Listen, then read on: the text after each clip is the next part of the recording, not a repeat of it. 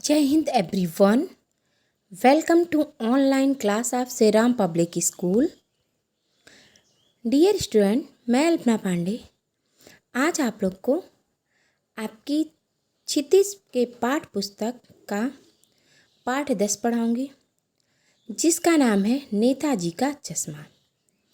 बच्चों, नेताजी का चश्मा पाठ के जो लेखक हैं वह हैं स्वयं प्रकाश जी, जिसका जीवन परिचय मैं आपको अपने पहले के वीडियो में पढ़ा चुकी हूँ, तो आप वहाँ से उनका जीवन परिचय देख सकते हैं। आज हम लोग इस पाठ को पढ़ेंगे, ठीक है। तो आइए शुरू करते हैं। नेताजी के चश्मा पाठ में जो है लेखक स्वयं प्रकाश ने बताना चाहा है कि जो देश होता है वो भूभाग सीमाओं से घिरा हुआ है, उसे ही हम देश नहीं कहते हैं, बल्कि इसके अंदर रहने वाले प्राणियों, जीव जंतुओं, पेड़ पौधों, नदियों, पहाड़ों, प्राकृतिक सौंदर्य आदि से स्थापित होने से देश बनता है। और इन सबको समृद्ध करने व इन सबसे प्रेम करने की भावना को ही हम देश प्रेम कहते हैं। कैप्टन चश्मे वाले के माध्यम से लेखक ने उन करोड़ों देशवासियों के योगदान को सजीव रूप प्रदान किया है, जो किसी न किसी तरीके से इस देश के निर्माण में अपना योगदान देते हैं। ऐसा नहीं है कि केवल बड़े ही देश निर्माण में सहायक होते हैं, यानी बड़े व्यक्ति ही देश निर्माण में सहायता कर सकते हैं। बच्चे भी इस पुण्य कर्म में अपना योगदान दे सकते हैं, यानी बच्चे भी अपने छोटे छोटे कार्यों से जो है अपने देश निर्माण में सहायता कर सकते हैं। तो आइए पाठ को हम शुरू करते हैं। नेताजी का चश्मा। हवलदार साहब को हर 15वें दिन अपने कंपनी के काम के सिलसिले से उस कस्बे से गुजरना पड़ता था। कस्बा बहुत बड़ा नहीं था जिसे पक्का मकान कहा जा सके, वैसे कुछ ही मकान और जिसे बाजार कहा जा सके, वैसा एक ही बाजार था। कस्बे में एक लड़कों का स्कूल, एक लड़कियों का स्कूल, एक सीमेंट का छोटा सा कारखाना, 2 ओपन एयर सिनेमा घर और एक ठू नगर पालिका भी थी। यहाँ पे लेखक ने सबसे पहले बताया कि हवलदार साहब एक व्यक्ति का नाम बताया जो हर 15वें दिन यानी हर 15 दिन पे कंपनी के किसी काम से एक कस्बा था, उस कस्बे से गुजरते थे। वह कस्बा बहुत बड़ा नहीं था, उसमें कुछ पक्का मकान थे, कुछ कच्चा मकान थे, और जैसे बहुत ढेर सारे बाज़ार भी नहीं थे, एक ही बाज़ार वहाँ पे था, ठीक है। और कस्बे में वहाँ पे लड़कों का एक स्कूल था, लड़कियों का स्कूल था, एक छोटे सा सीमेंट का कारखाना था, 2 ओपन एयर सिनेमा घर थे और एक ठो का मतलब यानी एक थी वहाँ पे नगर पालिका भी थी। नगर पालिका थी तो कुछ ना कुछ करवाती भी रहती थी। कभी कोई सड़क पक्की करवा देती, कभी कुछ पेशाब घर बनवा दिए, कभी कबूतरों की छतरी बनवा दी, तो कभी सम्मेलन करवा दिया। यानी वहाँ पे जो नगर पालिका थी वो कुछ ना कुछ काम करती रहती थी। कभी सड़क बनवा देती थी, कभी जो है पेशाब घर यानी टॉयलेट बनवा देती थी, कभी कबूतरों के रहने के लिए बनवा देती थी, और कभी कभी तो वहाँ पे कभी सम्मेलन भी वो करवा देती थी। इसी नगर पालिका के किसी उत्साही बोर्ड या प्रशासनिक अधिकारी ने एक बार शहर के मुख्य बाजार के मुख्य चौराहे पर नेताजी सुभाष चंद्र बोस की एक संगमरमर की प्रतिमा लगवा दी। यह कहानी उसी प्रतिमा के बारे में है, बल्कि उसके भी एक छोटे से हिस्से के बारे में। यानी जो नगर पालिका थी उसके किसी उत्साही बोर्ड या प्रशासनिक अधिकारी ने, यानी कोई ऐसा व्यक्ति रहा होगा जिसके अंदर बहुत ज़्यादा उत्साह रहा होगा या कोई प्रशासनिक अधिकारी रहा होगा, उसने एक बार क्या किया, शहर जो था, कस्बा जो था, उसके मुख्य बाजार पे, जैसा कि जानते हैं हर बाज़ार में कहीं ना कहीं चौराहा होता है, तो ऐसे वहाँ पे जो मुख्य बाज़ार था वहाँ पे एक चौराहा था, और उस चौराहे पे उसने क्या किया, नेताजी सुभाष चंद्र बोस की एक संगमरमर की प्रतिमा लगवा दी थी। यह कहानी उसी प्रतिमा के बारे में है, बल्कि मतलब कह रहे हैं कि उस प्रतिमा के एक छोटे से हिस्से के बारे में है। आगे पूरी बात तो अब पता नहीं, लेकिन लगता है देश के अच्छे मूर्तिकारों की जानकारी नहीं होने तथा अच्छी मूर्ति की लागत अनुमान तथा उपलब्ध बजट से कहीं बहुत अधिक होने के कारण काफ़ी समय चिट्ठी पत्री और ऊहापोह में बर्बाद हुआ होगा तथा बोर्ड की शासनावधि खत्म होने की घड़ियों में किसी स्थानीय कलाकार को ही मौका देने का निर्णय किया गया होगा और अंत में कस्बे के एकमात्र हाई स्कूल के इकलौते ड्राइंग मास्टर मान लीजिए मोतीलाल जी को ही यह कार्य सौंप दिया गया होगा, जो 1 महीने में मूर्ति बनाकर पटक देने का विश्वास दिला रहे थे। तो जैसे कहा गया है कि एक संगमरमर की प्रतिमा लगवा दी गई थी, तो प्रतिमा का अर्थ होता है मूर्ति। ठीक है, यहाँ पे लेखक ने कहा है कि जो है पूरा बात तो उन्हें पता नहीं था, लेकिन उन्होंने एक अनुमान लगाते हुए कहा था कि उस समय अच्छे मूर्तिकारों की सही जानकारी नहीं होगी। ठीक है, यानी अच्छे कलाकार, अच्छी मूर्ति बनाने वालों को लोग जान नहीं रहे होंगे और मूर्ति बनाने में बहुत ज़्यादा बजट लगेगा, इस कारण भी। और फिर उसको बनवाने के लिए ऑर्डर लेना पड़ेगा, तो इससे में चिट्ठी पत्री में समय भी बर्बाद होगा। तो बोर्ड के जो था उसने एक वो अवधि लिया। ठीक है, और उसने एक स्थानीय कलाकार, जो वहाँ के क्षेत्र के कलाकार होंगे, जो मूर्ति वगैरह बनाना जानते होंगे, ठीक है, उनको ही अवसर देने का निर्णय कर लिए होंगे। और उस कस्बे के जो कि एक ही इकलौते हाई स्कूल के ड्राइंग मास्टर थे, जिसका नाम था मोतीलाल जी, उनको यह काम सौंप दिया गया होगा कि महीने भर में मूर्ति बना के देने का, और उन्होंने महीने भर में मूर्ति बनाकर पटक देने का उन्हें विश्वास दिला दिया होगा, यानी यकीन दिला दिया होगा। हाँ, नेक्स्ट है, जैसा कि कहा जा चुका है, मूर्ति संगमरमर की थी। टोपी की नोक से कोट के दूसरे बटन तक कोई 2 फुट ऊंची, जिसे कहते हैं बस्ट, और काफ़ी सुंदर थी। नेताजी बहुत सुंदर लग रहे थे, कुछ कुछ मासूम तथा कुछ कमसीन। फौजी वर्दी में, यहाँ पे लेखक कह रहा है कि जैसा कि पहले बताया गया, मूर्ति संगमरमर थी, यानी संगमरमर के पत्थर की थी, और टोपी की नोक से लेके कोट के दूसरे बटन तक वह कोई 2 फुट ऊंची थी, जिसे कहते हैं बस्ट। बस्ट का अर्थ होता है छाती। ठीक है, और वह मूर्ति जो है बहुत सुंदर लग रही थी। नेताजी, यानी जो मूर्ति थी वो नेताजी की थी, तो नेताजी की मूर्ति बहुत सुंदर लग रही थी। कैसी सुंदर लग रही थी? कुछ कुछ मासूम, यानी कुछ कुछ नाजुक मासूम, यानी जैसे छोटे बच्चे मासूम होते वैसे, और कुछ कमसीन। कमसीन का अर्थ होता है छोटी उम्र के, यानी कुछ छोटी उम्र के वो लग रहे थे, फौजी वर्दी पहने हुए। मूर्ति को देखते ही दिल्ली चलो और तुम मुझे खून दो आदि नारे याद आने लगते थे।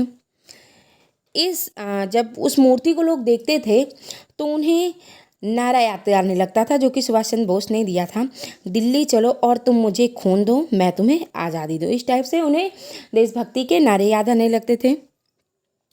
इस दृष्टि से यह सफल और सराहनीय प्रयास था। यानी अगर हम देखें कि मूर्ति को देख के हमें ये नारे याद आने लगते थे, तो इस दृष्टि से जो मूर्ति लगाने का चौराहे पे काम हुआ था वह बहुत ही प्रशंसा के योग्य था। बस एक ही चीज़ की कसर थी, जो देखते ही खटकने लगती थी। नेताजी की आंखों पर चश्मा नहीं था, यानी चश्मा तो था लेकिन संगमरमर का नहीं था। एक सामान्य तथा सचमुच के चश्मे का काला चौड़ा फ्रेम मूर्ति को पहना रखा था। यहाँ पे लेखक कह रहा है कि मूर्ति बनाने का जो कार्य हुआ था वो बहुत ही प्रशंसा के योग्य था। बस उस कार्य में एक चीज़ की ही कसर थी। क्या थी? वह जो मूर्ति को देखने ही आंखों में खटकने लगती थी, और वह कसर यह थी कि नेताजी की जो मूर्ति थी उनकी आंखों पर चश्मा नहीं था।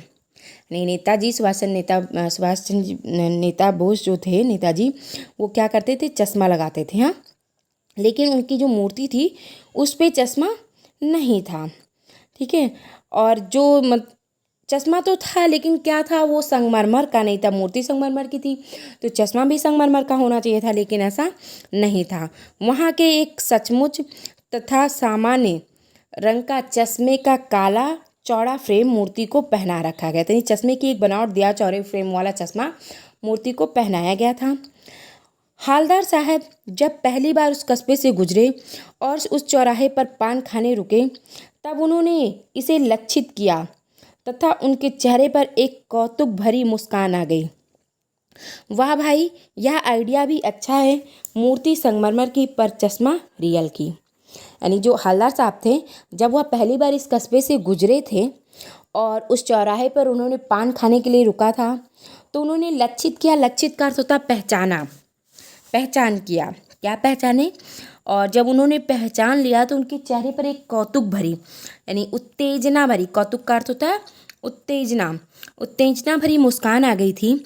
और उन्होंने कहा था इसके क्या आइडिया है, अच्छी बात है कि मूर्ति संगमरमर की है लेकिन उस पर चश्मा रियल यानी वास्तविक लगाया गया है।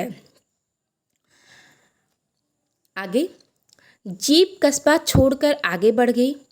तब भी हवलदार साहब इस मूर्ति के बारे में ही सोचते रहे और अंत में इस निष्कर्ष पर पहुंचे कि कुल मिलाकर कस्बे के नागरिकों का यह प्रयास सराहनीय ही कहा जाना चाहिए।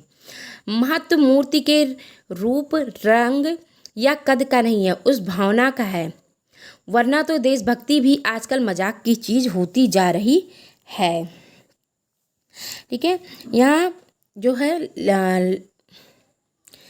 लेखक ने आगे कहा है कि जीप जो थी वो कस्बे से काफ़ी आगे निकल गई, यानी जीप कस्बा छोड़कर बहुत आगे बढ़ गई थी। और हवलदार साहब अभी भी क्या है, उस मूर्ति के बारे में ही सोचते रहे।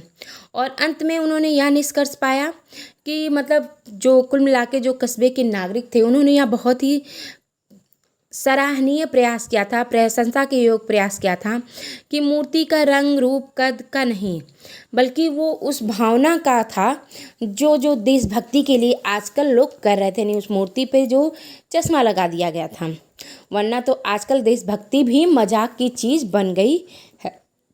दूसरी बार जब हवलदार साहब उधर से गुजरे तो उन्हें मूर्ति में कुछ अंतर दिखाई दिया। ध्यान से देखा तो पाया कि चश्मा दूसरा है। पहले मोटे फ्रेम वाला चौकोर चश्मा था, अब तार के फ्रेम वाला गोल चश्मा था। हवलदार साहब का कौतुक और बढ़ा। वाह भाई, क्या आइडिया है। मूर्ति कपड़े नहीं बदल सकती लेकिन चश्मा तो बदल सकती है। अब दूसरी बार जब हवलदार साहब उधर से गुजरे थे तो उन्हें मूर्ति में कुछ अंतर दिखाई दिया। जब उन्होंने ध्यान से मूर्ति को देखा था तो पाया उस पर पहले वाला चश्मा नहीं था, यानी पहले वाला चश्मा मोटे फ्रेम वाला चौकोर चश्मा था, अभी क्या था, तार के फ्रेम वाला गोल चश्मा था। अब हवलदार साहब का कौतुक और बढ़ गया, यानी उत्तेजना जो थी और बढ़ गई। उन्होंने क्या कहा, वाह क्या बात है, मतलब क्या आइडिया है, क्या विचार है। मूर्ति जो है वो कपड़े तो नहीं बदल सकती थी लेकिन चश्मा तो बदल सकती है। तीसरी बार फिर नया चश्मा आया। हवलदार साहब जब तीसरी बार वहाँ से गुजरे थे तो उन्होंने फिर मूर्ति पे एक नया चश्मा पाया। हवलदार साहब की आदत पड़ गई, हर बार कस्बे से गुजरते समय चौराहे पर रुकते, पान खाना और मूर्ति को ध्यान से देखना। एक बार जब कौतूहल दूरदर्शनीय हो उठा तो पान वाले से ही पूछ लिया, क्यों भाई, क्या बात है, यह तुम्हारे नेताजी का चश्मा हर बार बदल कैसे जाता है। अब क्या था, हवलदार साहब की आदत सी बन गई थी कि हर बार वो उसी कस्बे से गुजरते और चौराहे पर रुकते थे, पान खाते और मूर्ति को ध्यान से देखते। और एक बार जब उनका कौतूहल दूरदर्शनीय हो गया, यानी दूरदर्शनीय का अर्थ है जिसे दबाना मुश्किल हो गया, ठीक है, तो उन्होंने उस पान वाले से आखिर पूछ ही लिया, क्या बात है भाई, तुम्हारे यहाँ नेताजी का चश्मा हर बार बदल कैसे जाता है। मूर्ति तो अपने आप चश्मा बदल नहीं पाती, तो कोई तो चश्मा बदलता होगा, और क्यों बदलता होगा यह उन्हें जिज्ञासा थी जानने की। तो उन्होंने पूछ लिया वहाँ पान वाले से कि यह मूर्ति का चश्मा हर बार बदल कैसे जाता है। पान वाले के खुद के मुंह में पान ठूसा हुआ था। वह एक काला, मोटा और खुशमिजाज आदमी था। हवलदार साहब का प्रश्न सुनकर वह आंखों ही आंखों में हंसा। उसकी तोड़ थिरकी। पीछे घूमकर उसने दुकान के नीचे पान थूका और अपनी लाल काली बत्ती सी दिखाकर बोला, कैप्टन चश्मे वाला करता है। यानी हवलदार साहब की बातें सुनकर पान वाला, जो कि खुद में मुंह में पान ठूसा हुआ था, यानी पान खा रहा था, वह एक काले मोटे रंग का जो है खुशमिजाज का अर्थ होता अच्छे स्वभाव का आदमी था। ठीक है, हवलदार साहब का प्रश्न सुनकर वह ही आँखों में यानी आँखों के इशारे से हंसा। उसकी तोत तिरकी यानी उसकी तोत निकली हुई थी, वो बहुत मोटा आदमी था, ठीक है। उसकी तोत घूमी, पीछे घूमकर उसने दुकान के नीचे पान जो खा रहा था उसका पीक थूक दिया और अपनी लाल काली यानी हंस कर, बत्तीसी दिखाकर यानी हंस कर बोला, यह कैप्टन चश्मे वाला करता है। क्या करता है हवलदार साहब कुछ समझ नहीं पाए। चश्मा चेंज कर देता है, पान वाले ने समझा, यानी वो हवलदार साहब ने एक प्रश्न के रूप में कर पूछे क्या करता है। हवलदार साहब कुछ समझ नहीं पाए थे उसकी बात को। तब पान वाला बोला कि वह चश्मे को चेंज कर देता, यानी चश्मा को बदल देता है। क्या मतलब है, क्यों चेंज कर देता है? हवलदार साहब अब भी नहीं समझ पाए। हवलदार साहब ने फिर प्रश्न किया पान वाले से, क्या मतलब है, क्यों चेंज कर देता है, यानी क्यों बदल देता है? हवलदार साहब अब भी पूरी बात समझ नहीं पाए। कोई गिराक आ गया समझो, उसको चौड़े चौखट चाहिए तो कैप्टन किधर से लाएगा? तो उसको मूर्ति वाला दे दिया, उधर दूसरा बैठा दिया। अब पान वाला बोला, अगर समझाते हुए हवलदार साहब को, अगर कोई जो है गिराक आ गया, गिराक का अर्थ कोई ग्राहक आ गया, ठीक है, और ऐसा समझे कि उसको चौड़े चौखट वाला चश्मा चाहिए तो कैप्टन किधर से लाता? तो कैप्टन उस मूर्ति वाले चश्मे को उतार के उसे दे देता और उस पे दूसरा चश्मा बिठा दिया, यानी दूसरा चश्मा लगा देता था, ठीक है। अब हवलदार साहब को बात कुछ समझ में आई। एक चश्मे वाला है जिसका नाम है कैप्टन है, उसे नेताजी की बगैर चश्मे वाली मूर्ति बुरी लगती है, बल्कि आहत करती है, मानो चश्मे के बगैर नेताजी को असुविधा हो रही है। इसलिए वह अपनी छोटी सी दुकान में उपलब्ध गिने चुने फ्रेमों में से एक नेताजी की मूर्ति पर फिट कर देता। लेकिन जब कोई ग्राहक आता और उसे वैसे ही फ्रेम की दरकार होती जैसा मूर्ति पर लगा, तो कैप्टन चश्मे वाला मूर्ति पर लगा फ्रेम संभवतः नेताजी से क्षमा मांगते हुए लाकर ग्राहक को दे देता और बाद में नेताजी को दूसरा फ्रेम लौटा देता है। वाह भाई, खूब, क्या आइडिया है। यानी अब हवलदार साहब को यह बात कुछ समझ में आई कि चश्मा कैसे बदल जाता है। उन्होंने कहा एक चश्मे वाला है जिसका नाम है कैप्टन और उसे नेताजी की बिना चश्मे वाली मूर्ति अच्छी नहीं लगती थी, इसलिए वह चश्मे को जो है नेताजी की मूर्ति पर लगा देता था जो उसकी दुकान में उपलब्ध होता था। लेकिन जब कोई ग्राहक आता और उसे वैसे ही फ्रेम की वाला चश्मा चाहिए होता है तो वह मूर्ति पर से उसे लाकर दे देता था और नेताजी से क्षमा मांग लेता था और बाद में नेताजी की मूर्ति पर दूसरे फ्रेम का चश्मा लगा देता था।